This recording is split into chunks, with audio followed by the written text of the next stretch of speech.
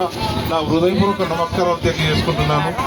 ఇంకొకటి ఏంటంటే మన కాలనీలో మేజర్గా మోరీలు, పైప్ లైన్లు, ట్రాన్స్ఫార్మర్లు, రోడ్లు ఇవన్నీ ఇబ్బంది ఉన్నాయి.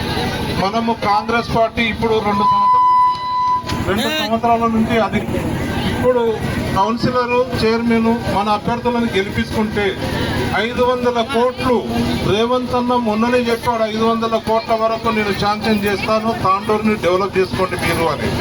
దానికోసం మనం ఏమంటే రోడ్లు కానీ, డ్రైనేజీలు కానీ, లైట్లు కానీ ఇవన్నీ ఖచ్చితంగా మనము కౌన్సిల్లో కూర్చున్న నెల తర్వాత మొత్తం వర్క్ చేసుకుంటా 2 సంవత్సరాలలో ఇవన్నీ మేము కంప్లీట్ చేస్తాం, ఖచ్చితంగా కంప్లీట్ చేస్తాం. మిత్రులారా, మీ అందరికీ మరొకసారి చెప్తున్నాను, ఏ పనులని మీకు ఇందిరమ్మ ఇండ్లు 10 సంవత్సరాల బీఆర్ఎస్ గవర్నమెంట్ ఉంది, ఒక్క ఇందిరమ్మ ఇండ్లు లేదు. ఈ 2 సంవత్సరాల నుంచి ఇందిరమ్మ ఇండ్లు వస్తున్నాయి. ఇందిరమ్మ ఇండ్లు ఒకవేళ జాగా లేకపోతే కూడా మన తాండూరు వరకు స్పెషల్ పర్మిషన్ ఇచ్చిండ్రు, 72 గజాలు జాగా ఇచ్చుకుంటూ ఇందిరమ్మ ఇల్లు కూడా ఇస్తాం ఖచ్చితంగా. ఇది మనం ఏమైతే మాట ఇస్తున్నామో ఆ మాటని ఖచ్చితంగా పాటిస్తాము. మీరు జ్యోతి బిర్కట్రావు గారిని అత్యధిక మెజార్టీ తోటి గెలిపియండి. మీరు ఈ 36 వార్డుల్లో ఒక్క ఓటు ఎక్కువ తెప్పిస్తే కూడా అందరికి ₹1 కోటి పని ఇస్తే ఇక్కడ 2 కోట్ల వరకు ఖచ్చితంగా చేపిస్తాం. మీరు చూసుకోండి.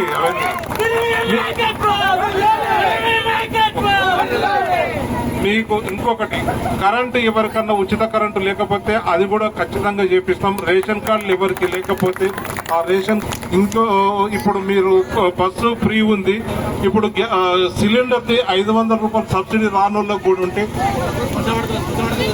వాళ్ళందరికీ అది చేస్తాము. శ్మశాన వాటిక కూడా ప్లేస్ గవర్నమెంట్ ప్లేస్ ఇప్పిస్తాము. అదైతే ఎందుకంటానంటే మొన్ననే మార్వాడలోకి ఇష్టమైంది, ఇక్కడ కూడా మనకు కొన్ని ప్లేస్లలో లేదంట చెప్పారు. అది కూడా ఖచ్చితంగా ఇప్పుడు 2 సంవత్సరాల నుంచి మనోహర్ రెడ్డి ఎప్పుడైతే వచ్చాడో ఆ రోజు నుంచి వర్కులు చేస్తున్నాడు, రోడ్లు డెవలప్. ఇప్పుడు కూడా ఇంకా మీకు 5 లక్షల రూపాయలు ఈ మోరీల కోసం శాంక్షన్ అయింది, 20 లక్షల రూపాయలు రోడ్డు కోసం శాంక్షన్ అయింది. ట్రాన్స్ఫారం ఒకటి ఆ బృందావన్ కాలనీ వరకు పోవడానికి మొత్తము ఆ బైపాస్ రోడ్డు కూడా ఖచ్చితంగా చేపించి మీకు 2 సంవత్సరాల లోపల కంప్లీట్ చేసిన తర్వాతనే మేము మళ్ళా ఓట్లకు వస్తామని చెప్తున్నాము. ఎందుకంటే అధికారంలో ఉన్న వాళ్ళు గెలిస్తేనే, అధికారంలో ఉన్న వాళ్ళు ఉంటేనే అభివృద్ధి జరుగుతుంది.